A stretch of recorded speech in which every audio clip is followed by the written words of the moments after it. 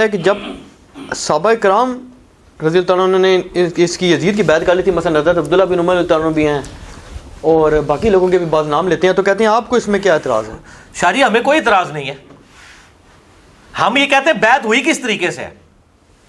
عبداللہ بن عمر نے بیعت کر لی تھی، اچھا جی، اب ہم یہ پوچھتے ہیں کہ جو عبداللہ بن عمر رضی اللہ تعالیٰ عنہ کی بیعت کرنا ہے، کیا اس چیز کی توثیق ہو جائے گی کہ یزید کی خلافت ٹھیک ہے؟ تو پھر صحیح ہے، پھر تو حضرت حسین سے مخالفت کی ضرورت ہی کوئی نہیں تھی، حضرت حسین بیعت نہ بھی کرتے تو خیر تھی۔ اصل میں حضرت حسین کا جو بیعت کرنا ہے نا، وہ امت محمدیہ صلی اللہ علیہ وسلم میں امام تھے، اور قرآن میں ہے نا کہ ان کے جو علماء ہیں اور اللہ والے ہیں، یہ لوگوں کو حرام خوری سے اور برے کاموں سے کیوں نہیں روکتے۔ حضرت حسین کا وہ ٹائٹل تھا۔ اب میرا ایک کلپ بھی چڑھا ہوا ہے بڑا سخت قسم کا، میں ابھی وہ آدھا گھنٹہ لگ جائے اگر بولوں۔ The difference between the natures of حسین ابن علی and عبداللہ ابن عمر۔ عبداللہ بن عمر کی نیچر پیسو تھی، حضرت حسین کی ایکٹیو تھی۔ عبداللہ بن عمر کے سامنے جب حضرت معاویہ نے حضرت عمر کی گستاخی کی، 4108 نمبر حدیث ہے کہ میں اس کے باپ سے بھی زیادہ خلافت کا حقدار ہوں، کی تھی نا حضرت ابن عمر کی تھی، اس کے باپ کی۔ بعد میں اس سے پوچھا کہ آپ نے جواب کیوں نہیں دیا، ان کا میں نے فتنے کے ڈر سے خاموش ہو گیا اور قتل ریزی کے ڈر سے، اور مجھے جنت کی نعمتیں یاد آ گئی۔ میرا ارادہ تھا کہ میں اس کو ادھر ہی کہتا کہ معاویہ تجھ سے زیادہ خلافت کا حقدار وہ ہے جس نے حالت کفر میں تم لوگوں سے جنگ کی ہوئی ہے، جب تم لوگ کافر تھے اور انہوں نے مار مار کے تم لوگوں کو اسلام میں داخل کیا ہے، یعنی علی یا ابن عمر خود۔ اب یہ امام بخاری نے غزوہ خندق کے چیپٹر میں یہ حدیث ڈالی ہے کہ ابن عمر جو ہے وہ خندق کے صحابی تھے، یہ ثابت کیا انہوں نے۔ حالانکہ اس حدیث میں سے تو کتنی گستاخیاں نکل آتی ہیں بقول ان کے، لیکن امت کو ٹیکا لگا دیا امام بخاری نے حق کا کہ بات کس طریقے سے پہنچ جائے۔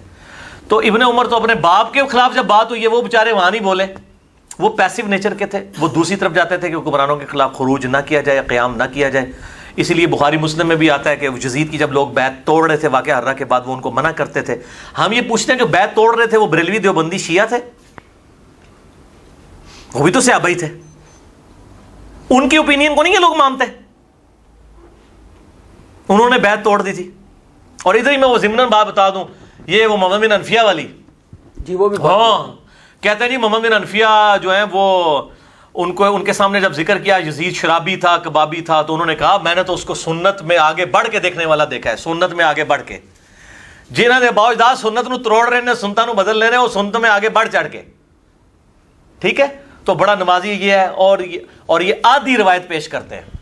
یہ پوری روایت عبداللہ ابن مطیع والی آتی ہے، وہ صحابی رسول ہیں جو روایت کرتے ہیں کہ یزید کے اندر یہ فالٹ ہے، شرابی، کبابی، بے نمازی، اور اسی طریقے سے قریب ہے کہ آسمان سے پتھر برس پڑے، ٹھیک ہے۔ اور یہ عبداللہ ابن مطیع کی بات جب محمد بن انفیہ تک پہنچتی ہے وہ رد کرتے ہیں۔ عبداللہ ابن مطیع جو ہیں وہ ہیں صحابی، اور محمد بن حنفیہ ہیں تابعی۔ جب تابعی اور صحابی کا ٹکراؤ تو کس کی بات مانی جاتی ہے؟ صحابی کی۔ اہل سنت کا متفقہ اصول ہے۔ تو یہ پوری روایت کیوں نہیں بیان کرتے ہیں؟ محمد بن حنفیہ نے کہتا ہے، محمد بن حنفیہ نے سرٹیفکیٹ دے دیتا ہے انہوں نے۔ اسی لیے شیخ زبیر صاحب بڑے سمجھدار تھے، انہوں نے اس روایت سے ہی جان چھڑا لی۔ انہوں نے اہل حدیث رسالے میں ویسے وہ لکھ دیا، ویسے وہ رسالہ بھی غائب ہو گیا نیٹ سے، ہمارے پاس ویسے موجود ہے، مقالات میں بھی میرا خیال ہے۔ انہوں نے لکھا یہ روایت ہی جعلی ہے، وہ ہیڈنگ بنائی کیا یزید شرابی تھا، تو انہوں نے کہا یہ پوری روایت اگر کوئی صحیح مانتا ہے تو پھر عبداللہ ابن مطیع کی بات صحیح ہے کہ وہ شرابی تھا، محمد بن حنفیہ کی بات ریجیکٹڈ ہے، ادروائز جان چھڑاؤ اس روایت کو ضعیف کہو، ٹھیک ہے نا۔ تو یہ اس طرح کی روایتیں جب پیش کرتے ہیں تو آدھی روایتیں کو پیش کرتے ہیں، تو پوری روایت بتائیں نا، آدھی روایتیں بیان کر کے تو اس قسم کا اپنا ڈھونگ رچانے کی کوشش کرتے ہیں کہ بالکل غلط طریقے سے توثیق کر رہے ہیں، اس طریقے سے نہیں ہے معاملہ۔ ہاں جی۔ اور ایک